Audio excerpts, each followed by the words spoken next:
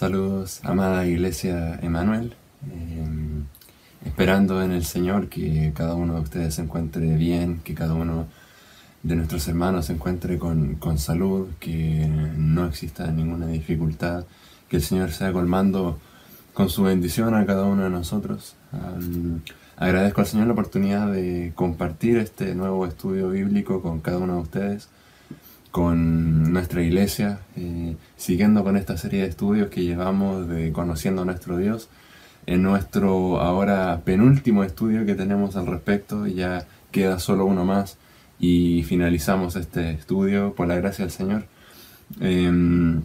Y lo que el Señor nos ha ido enseñando semana a semana, estudio tras estudio, acerca de quién es Él, acerca de cómo es Él, y cómo podemos entenderle y adorarle. Permítame orar, dirigir un tiempo de oración y comenzamos con nuestro estudio esta noche. Gracias, Señor, te damos, te alabamos, Padre, por ser un Dios bueno, por ser un Dios santo, por ser un Dios justo, Señor. Gracias, Padre, por tener a tu iglesia, Señor, por decidir salvarnos, Señor, y darnos el privilegio y honor de conocerte. Una enorme responsabilidad, Señor, que al mismo tiempo agradecemos, Señor. Te pedimos que nuestro corazón, que nuestras mentes, Señor, estén dispuestas y que podamos, Señor, comprender las maravillas de tu ley. Oramos en nombre de Jesús. Amén. Amén. La eternidad de Dios. La eternidad de Dios es el tema que nos convoca el día de hoy. El estudio número 14 acerca de los atributos divinos, y es la eternidad de Dios. El Olam, ese es el nombre de Dios que hace referencia a que Él es un Dios eterno. El Olam, ese es el nombre en hebreo. Aparece por primera vez en Génesis y hace referencia precisamente a la eternidad de Dios, que Él es un Dios eterno, y vamos a definir qué significa que Dios sea eterno. Quiere decir que Dios sea eterno, que Dios no está sujeto al tiempo, ni sucesión de acontecimientos, ni progreso. Dios no tiene límite en relación al tiempo. El tiempo no puede contenerlo ni controlarlo. Por el contrario, Él establece el tiempo. Él lo maneja. Por lo tanto, Dios no está sometido a las reglas del tiempo. Dios no está regido por horas, minutos, segundos. Dios está por sobre el tiempo. Él es antes del tiempo. Y Él está por encima del tiempo. Él lo maneja. Él lo controla. Él establece lo que son las edades, lo que son los años. Él rige el mundo. Él lo controla. De alguna manera podríamos decir que Él vive en una atmósfera diferente, fuera de lo que es el tiempo y el espacio, en una esfera de lo que es la eternidad, que se le llama la eternidad. Vaya conmigo en sus Biblias a Isaías capítulo 57. Vamos a ver esta idea de que Él habita en una esfera diferente a la nuestra, y esto está en Isaías capítulo 57. Isaías capítulo 57, versículo 15 dice lo siguiente: porque así dijo el alto y sublime, el que habita la eternidad, y cuyo nombre es el Santo. Yo habito en la altura y la santidad, y con el quebrantado y humilde de espíritu, para hacer vivir el corazón de los humildes, y para vivificar el corazón de los quebrantados. Él habita la eternidad, el alto y sublime habita la eternidad. Dios no está controlado por nuestro tiempo. De alguna manera, si podemos entender el tiempo, lo cual ya es muy complicado, no existe una manera de comprender el tiempo de manera simple, mucho menos podemos entender lo que significa que Él habite en la eternidad. El tiempo, como lo entendemos, creemos que comenzó en lo que fue la creación, junto con el mundo, el universo, todo lo creado. Dios, al darle inicio a la creación, creó también el tiempo y lo estableció para regirnos a nosotros, no a Él. Él vive separado de esta realidad. Él habita en una especie de atemporalidad junto con la Trinidad y exclusiva, solamente ellos tres. Dios en su esencia. Una buena manera gráfica de entender esto es a través del ejemplo que nos entrega Moisés en el Salmo capítulo número 90. Y hay bastantes cualidades. Por favor, acompáñenme en su Biblia ahí. Salmos capítulo número 90. Y es un salmo, de hecho, con gran énfasis en la eternidad de Dios. Salmo capítulo número 90, versículo 1, dice lo siguiente. Señor, tú nos has sido refugio de generación en generación. Vemos un aspecto de la santidad, de la eternidad de Dios, en que Él ha sido refugio eternamente, siempre.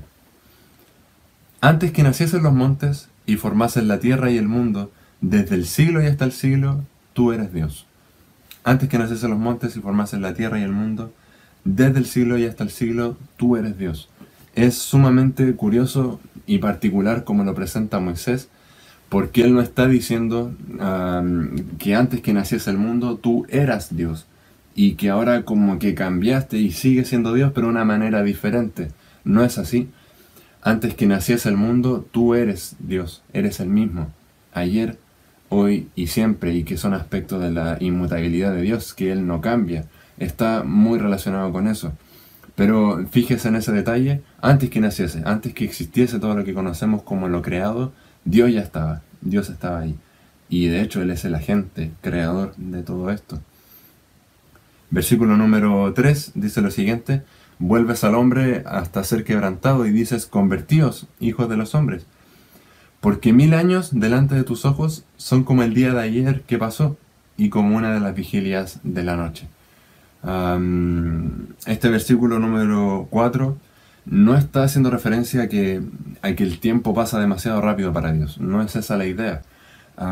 Que una noche para Él sea, que 1000 años para Él sean como una noche o un día. Realmente a lo que está haciendo referencia a cómo Él se relaciona con el tiempo. Y podemos entender eso de la siguiente manera. Él ve las cosas que suceden y las que han sucedido y las que están por suceder en un mismo panorama. Nosotros entendemos eso como pasado, presente y futuro. De esa manera nosotros interpretamos la realidad y el tiempo.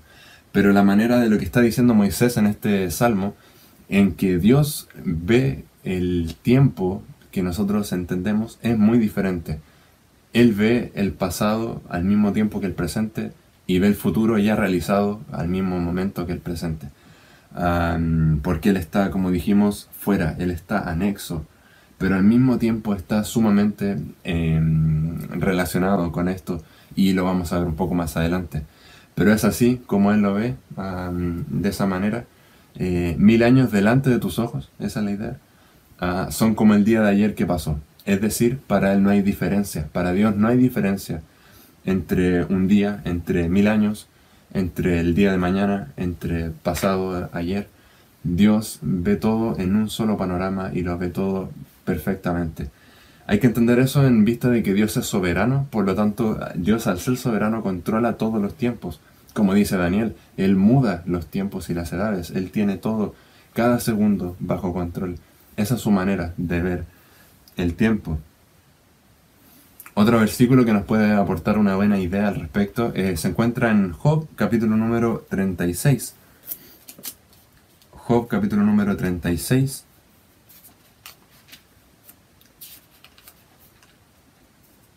Versículo 26. Job 36, 26. Dice lo siguiente: He aquí, Dios es grande, y nosotros no le conocemos, ni se puede seguir la huella de sus años. Interesante. Dios es tan grande, nosotros no lo conocemos, no podemos entenderlo, y si tratásemos de contar sus años, no podemos seguir la huella de estos. Son incontenibles. Como ya vimos, Él está antes de la creación, Él estaba antes de la creación, Él siempre ha sido el mismo, siempre ha estado, y tratar de contar hacia atrás cuántos años ha vivido no tiene sentido, porque realmente Él es eterno. Él es eterno. Repito, por tanto, la definición y añado este nuevo concepto que acuñamos ahora de Job, y podría decir lo siguiente: que Dios sea eterno quiere decir que Dios, ya vimos, no está sujeto al tiempo, ni a la sucesión de eventos, ni a un progreso. Dios no tiene límite en relación al tiempo. Él existe siempre y siempre existirá. ¿Sí? Esa es la idea. Dios no va a dejar de existir.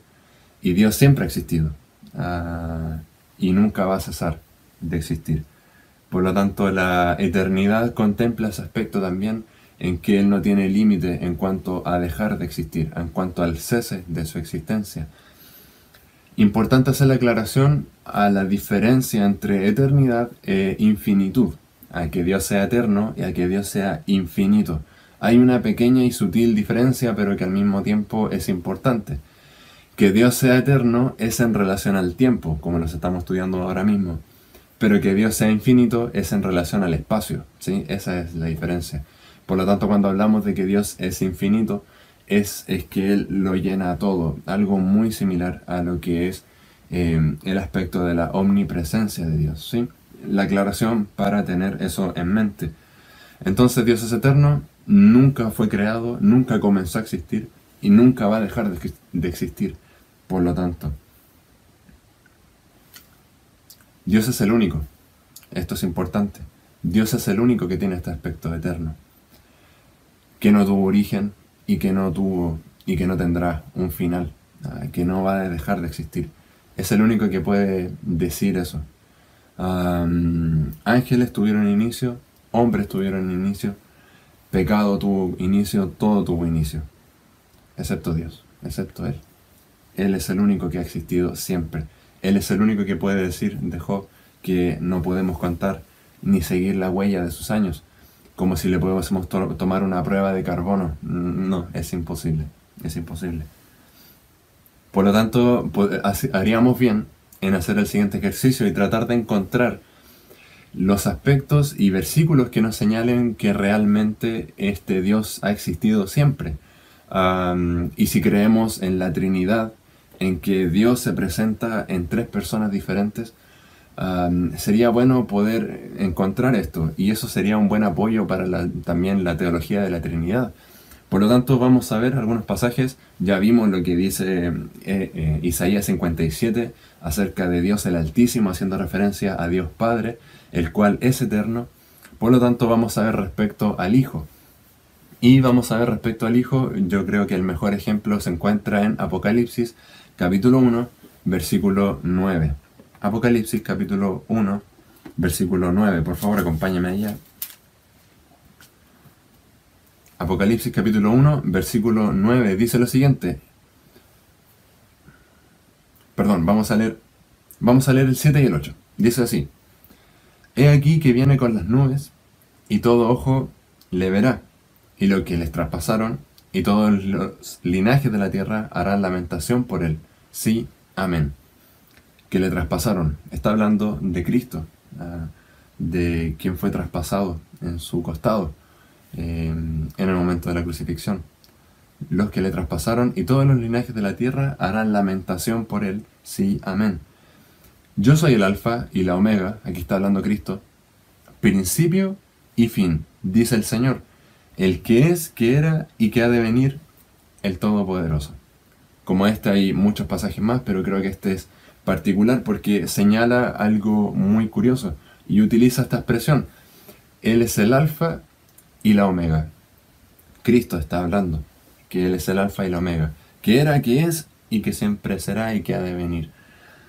¿A qué se refiere con el alfa y la omega? Si pudiésemos ver lo que es el alfabeto griego, alfa es la primera letra del alfabeto y omega es la última letra del alfabeto. ¿Qué está diciendo con eso? Está diciendo que Él nunca va a dejar de existir, que Él es eterno, por decir que Él es el alfa y la omega. No necesariamente, pero sí está haciendo la siguiente alusión. Con alfa y omega, Él está queriendo decir que Él es el principio de todo y que con Él también viene el final de todo. Esa es la idea. Y en cuanto a Apocalipsis tiene todo el sentido, porque Apocalipsis precisamente narra las últimas cosas.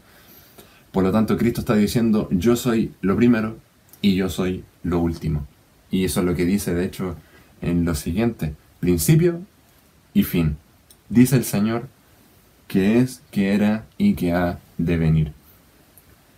Esto es muy hermoso de parte del Señor, porque sabiendo lo limitado de nuestras mentes, sabiendo que nos cuesta incluso entender lo que es el tiempo, mucho más nos va a costar entender lo que es la eternidad. Él lo pone de una manera que nosotros podemos entenderlo, de manera gráfica, como con parábolas, como lo hacía cuando estuvo aquí en la tierra. Y dice, el alfa y la omega. Esto significa, de alguna manera, que yo sea eterno. Que todo comenzó conmigo y todo va a terminar conmigo. Yo soy el principio y yo soy el fin. De alguna manera, si podemos encasillar eso, significa que Él está antes y Él está después. Obviamente, obviamente. Ya vimos en cuanto al Hijo, ¿cierto? Por lo tanto, ahora vamos a pasar al Espíritu. Vamos a ver si la Biblia realmente revela que el Espíritu Santo es eterno. Y solamente con este aspecto de la eternidad, si la Biblia señala que el Espíritu Santo es eterno, podemos declarar que Él es Dios. Porque como dije anteriormente, nadie más tiene esta cualidad. Ningún otro ser tiene esta cualidad de ser eterno, de no tener principio ni final. Y sí, hay más de un pasaje, hay varios, pero hay un pasaje que es el más popular y es el mejor, creo yo. Hebreos capítulo número 9. Hebreos capítulo número 9. Versículo número 13 y 14 de la carta a los Hebreos. Dice lo siguiente, capítulo 9, versículo 13. Porque si la sangre de los toros y de los machos cabríos y las cenizas de la becerra rociadas a los inmundos santifican para la purificación de la carne, cuánto más la sangre de Cristo, el cual mediante el Espíritu Eterno se ofreció a sí mismo sin mancha a Dios, limpiará vuestras conciencias de obras muertas para que sirváis al Dios vivo. Ahí está, de alguna manera vemos cómo es que funciona. Es un pasaje muy bonito con mucha teología y dejemos explicarlo de una manera muy sencilla. Este pasaje muestra cómo funciona el lavamiento de nuestras almas en la regeneración, al creer en Cristo. Y funciona de la siguiente manera. Versículo 14. La sangre de Cristo, ¿cierto? Está la sangre de Cristo.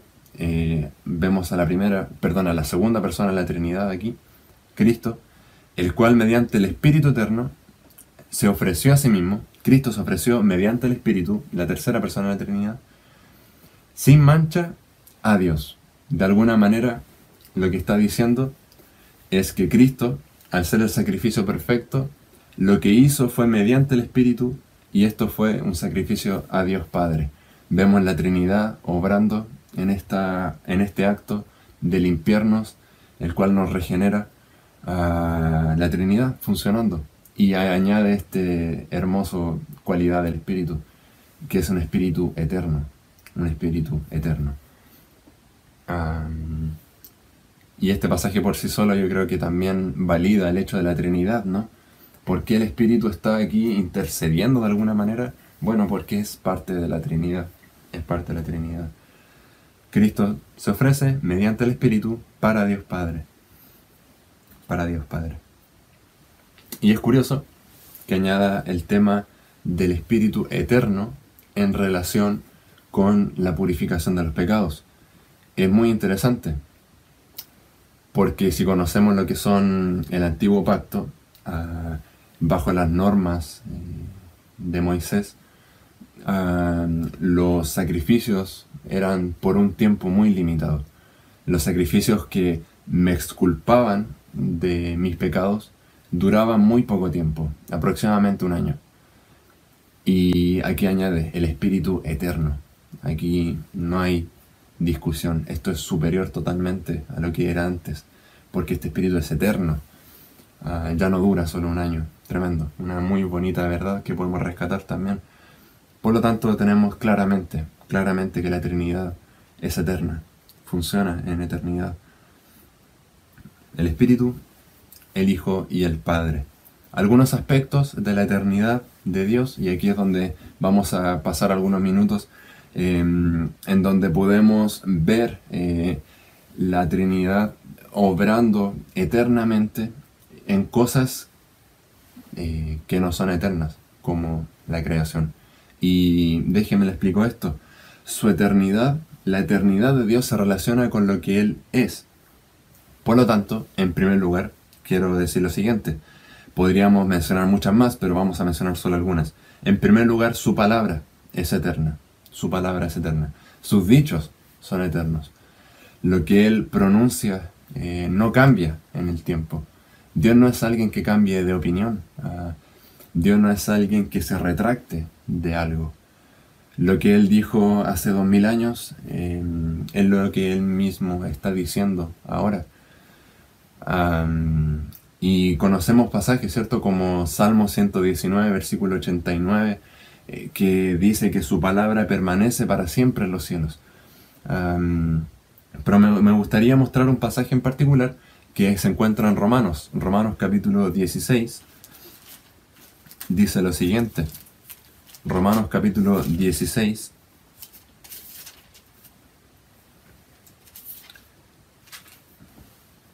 versículo 25, y esto para mostrar la eternidad de la palabra, de la revelación de Dios y la palabra escrita que tenemos hoy en día. Dice lo siguiente, Romanos 16, 25, y al que puede confirmaros, según mi evangelio, Pablo está hablando del evangelio que yo predico, y la predicación de Jesucristo, según la revelación del misterio que se ha mantenido oculto desde tiempos eternos, pero que ha sido manifestado ahora y que por las escrituras de los profetas, según el mandamiento del Dios eterno, se ha dado a conocer a todas las gentes para que obedezcan a la fe. ¿Qué es lo que está diciendo acá? Dice dos cosas muy curiosas. Dice desde tiempos eternos y del mandamiento del Dios eterno. ¿Qué está diciendo? Lo que yo estoy hablando ahora, Pablo dice, lo que yo estoy manifestando, lo que yo estoy proclamando de este evangelio de Jesucristo, siempre estuvo en la mente de Dios, desde tiempos eternos, desde los tiempos que ni siquiera existía el mundo. Dios ya tenía en mente que esto iba a pasar, que esto iba a suceder. Y este misterio que Pablo habla es en relación a Cristo, en relación a la palabra, en relación, incluso dice, de lo que fue revelado a los profetas, lo que ellos hablaron. Todo eso estaba planeado, todo estaba pensado, todo estaba actuado de alguna manera en la mente de Dios, antes de concretarse. Queridos hermanos, antes de que la palabra de Dios fuese puesta en un manuscrito originalmente, en un rollo, antes que cualquiera de los hombres inspirados por Dios comenzara a redactarla, esto ya vivía en la mente de Dios. Esto ya estaba planificado por Él. Esto ya estaba decretado que iba a suceder. No fue un accidente todo lo que ha ocurrido en la humanidad. No es que Dios esté jugando a los dados al azar. Dios tenía todo planificado. Su palabra lo manifiesta. Todo esto estaba planeado. Toda la palabra estaba planificada.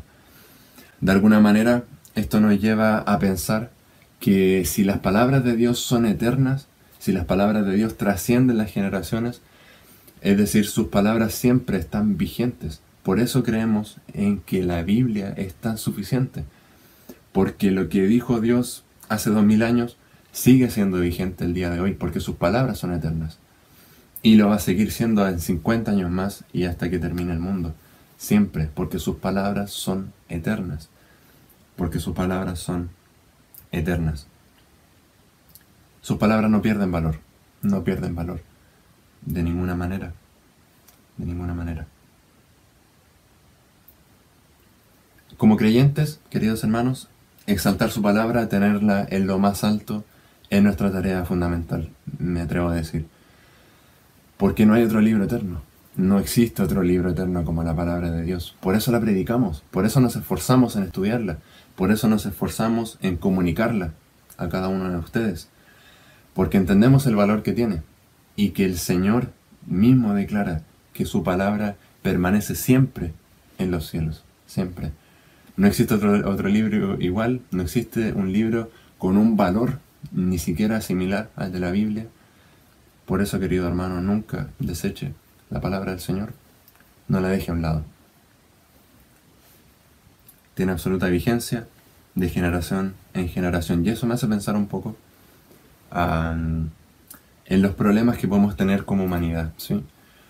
Creo que probablemente un hombre ahora, actual, con muchos quizás avances tecnológicos, quizás no tenga los mismos problemas que un hombre tenía hace 50 o hace 100 años, los problemas pueden ir variando por el contexto en que la gente vive, ¿cierto? Pero ¿por qué la palabra de Dios entonces sigue siendo vigente? ¿Por qué pasa eso? Porque el problema real del hombre no son las cosas que vivimos diariamente, sino que es el pecado. Y el pecado siempre está en cada generación. Y el pecado siempre va a estar. Por eso la palabra siempre va a ser útil. Porque la palabra trata ese problema. Y es el único libro que lo trata con eficacia. El hombre siempre va a ser pecador. Entonces, en primer lugar, la palabra de Dios es eterna. Su palabra es eterna. Tiene valor eterno. Y siempre lo va a tener. En segundo lugar, podemos señalar que la salvación que Dios provee es eterna. La salvación que Dios entrega no es por un momento, no es un préstamo, no es algo que Él ofrece y luego te pide de vuelta de ninguna manera. Por eso creemos que la salvación no se pierde, porque la palabra declara que su salvación es eterna. Esto lo podemos encontrar en el mismo pasaje que vimos anteriormente de Hebreos capítulo número 9. Hebreos capítulo número 9.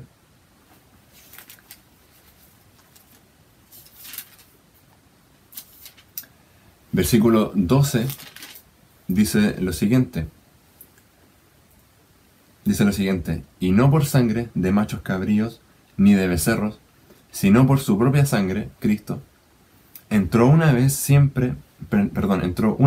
para siempre en el lugar santísimo, habiendo obtenido eterna redención. Eterna redención.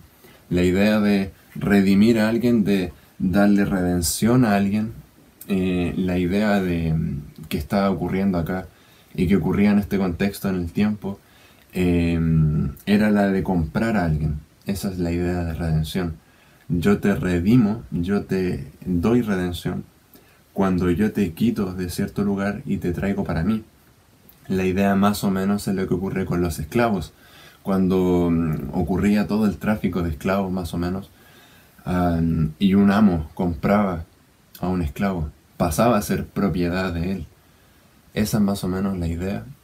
Somos propiedad de Dios, y Dios dice que esa redención que Él hace por nosotros es eterna, es para siempre. Él no compra a alguien para luego desecharlo. Él no compra a alguien para luego verlo si funciona en un momento y luego desecharlo. Él lo compra para siempre, porque dice, versículo 12, habiendo obtenido eterna redención. Si se da cuenta, es habiendo obtenido. Nosotros obtuvimos esto, pero de ninguna manera hicimos algo para obtenerlo. Dios nos fue a buscar. Eso es lo que dice Lucas, ¿no? Porque Él vino para buscar lo que se había perdido. Él vino a buscarnos. Él vino a redimirnos. Él nos compró y esta compra es eterna para siempre. Por eso, queridos hermanos, la enseñanza de que la salvación podemos perderla por determinados pecados, por determinada forma de vivir, a la luz de la Biblia no es correcta, a la luz de lo que Dios enseña no es correcto. Él nos compró y nos compró para siempre. Y puede tener esa seguridad, querido hermano, que la redención que usted tiene en Cristo es para siempre. Es para siempre. La palabra de Dios es eterna. La salvación que Dios entrega es para siempre, es eterna. Eso es muy hermoso. Y algo que quisiera mencionar también, en tercer lugar, es que el reino de Dios es eterno. Su reino permanece siempre, siempre. Cada vez que usted pueda ver en la Biblia alusiones a un trono, alusiones a un rey o a un reino, está haciendo alusiones a lo mismo. Es la misma idea de un reino, de un gobierno, si se quiere llamar así. Un cetro, un trono, hacen alusión a un reinado, a un sistema de gobierno. Y déjeme decir que en la Biblia existe una estrecha, pero muy estrecha relación con el reino de Dios. La revelación bíblica, toda la Biblia de alguna manera tiene relación con el reino de Dios. Es probablemente uno de los hilos conductores de toda la Biblia, el reino de Dios. Y cómo este está para nosotros disponible mediante la sangre de Cristo. Salmos capítulo 45. Salmos capítulo 45. habla acerca del reino de Dios. Salmos capítulo 45, versículo 6 dice lo siguiente: Tu trono, oh Dios, es eterno y para siempre. Cetro de justicia es el cetro de tu reino. Lo quiere dejar bien claro, ¿no? Tu trono, oh Dios, es eterno y para siempre, como si quedara duda.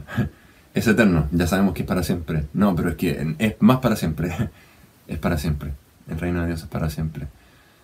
¿Por qué quiero mencionar esto? Y pude haber hecho otras alusiones, por ejemplo, respecto al plan de Dios, que también es eterno, respecto a los propósitos o designios de Dios, que también son eternos. Pero quiero hacer especial alusión al reino de Dios, que el reino de Dios es eterno, porque la gente tiende a pensar que lo que Dios quería hacer no funcionó.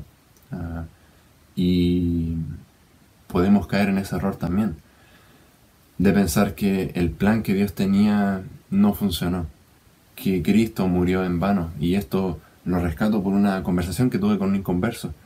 Él me decía, bueno, Cristo se entregó, murió, me dijo. Yo entiendo eso, pero siento que fue como en vano, como que no cambió nada, me decía. Bueno, hermanos, Dios no fracasó. Dios no fracasó. Su reino es eterno, su reino sigue. De alguna manera, la revelación bíblica nos muestra esto, que el reino que Dios quería expandir, lo quería hacer mediante las creaciones que éramos nosotros, para nosotros ser partícipes de este reino. Y por eso nos creó, para Él expandir su reino. Y nosotros, como esos hombres que iban a ser nuevos integrantes del reino de Dios, fuimos engañados por Satanás, caímos, pecamos, fuimos y nos extraviamos. Y el reino de Dios lamentablemente es santo, es puro, es perfecto, y eso nos alejó de Él, eso nos alejó de su reino, o eso pensábamos. De manera que hubo un plan, el cual ya estaba en la mente de Dios desde el principio.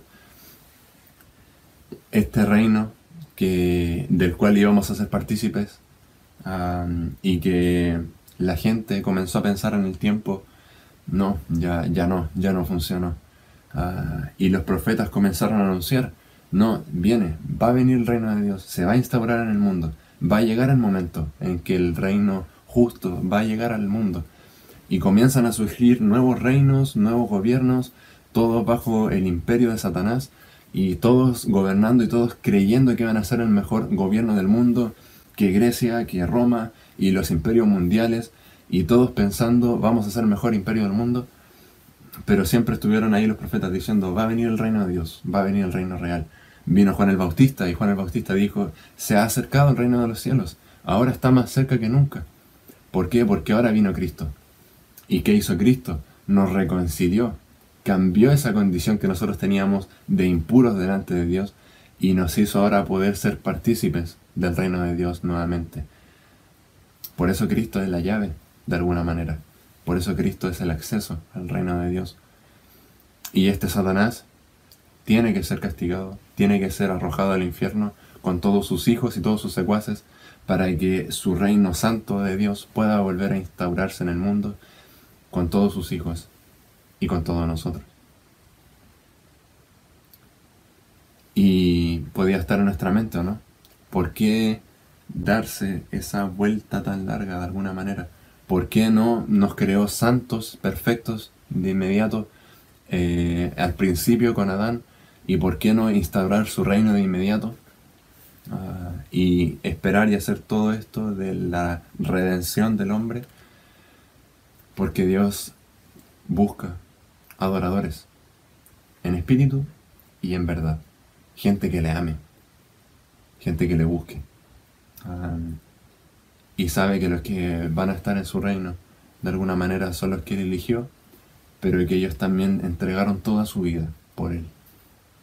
Dios no fracasó, su reino es eterno, siempre ha estado ahí. Dios siempre ha estado gobernando por sobre todos. Dios siempre ha sido soberano. Dios siempre ha estado por sobre todas las naciones. Y algún día lo va a manifestar y va a instaurar su reino, finalmente. el mal va a ser quitado de la tierra y vamos a reinar con Él eternamente y para siempre. La palabra de Dios es eterna, la salvación que Él nos entrega es para siempre, su reino es eterno, su reino es eterno. Algunas aplicaciones para terminar, queridos hermanos, y en relación a lo último que acabo de mencionar, es importante, queridos hermanos, es importantísimo recordar que nuestro reino es el reino de los cielos, que nuestra ciudadanía es con Dios, y que somos extranjeros y que somos peregrinos en esta tierra en la que vivimos.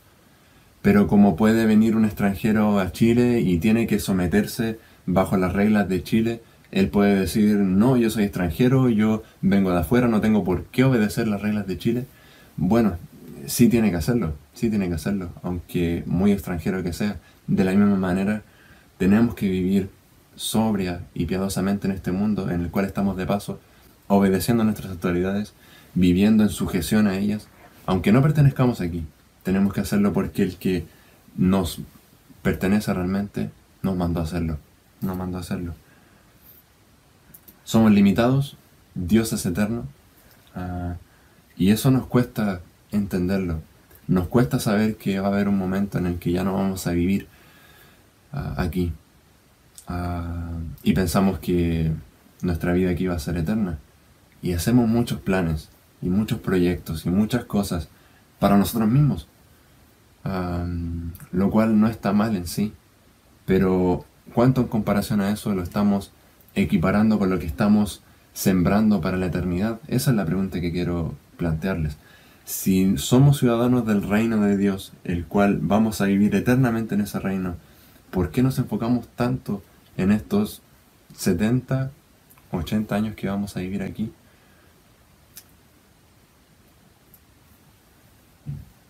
Sembrar para lo eterno tiene mucho mayor peso, queridos hermanos. Piensen eso. No se va a llevar nada de lo que tenga aquí en vida. No va a poder llevar nada al cielo. Solo lo que aprendió del Señor. Solo las personas que ganó para Cristo. Solo lo que cosechamos acá para Él. Nuestro Dios es eterno. Él nos observa. Él está pendiente de nosotros en todo momento. Y aunque 1000 años para Él sean como una noche, como un segundo, Dios en los infinitos años que ha vivido está pendiente de usted. Cada segundo, cada minuto que usted vive. Viva para la gloria del Señor. Vivámoslo para la gloria de nuestro verdadero Rey.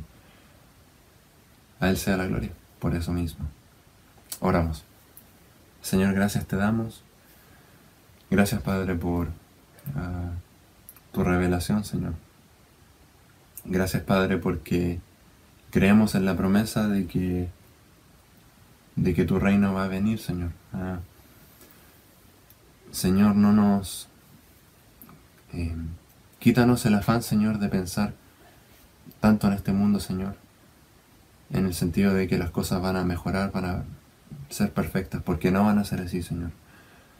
Sino que haznos pensar en tu reino, en el gobierno que tú vas a tener en el futuro, Señor, el cual nosotros vamos a disfrutar contigo eternamente, Padre.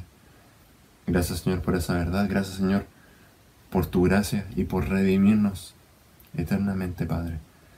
Gracias, Señor, porque no éramos nada y tú mismo quisiste salvarnos, Señor. No merecíamos para nada el cielo y quisiste salvarnos, Señor. Gracias, Padre, por la redención eterna que tenemos en ti. Haznos, Señor, el peso de querer agradarte y alabarte siempre por eso, Señor. Y así vivir en comunión contigo. Oramos, Señor, dándote gracias en el nombre de Jesús. Amén. Estamos finalizados con este estudio. Gracias por el tiempo para escuchar la palabra del Señor. Y realmente espero que haya sido de edificación este estudio, este tiempo que hemos tenido.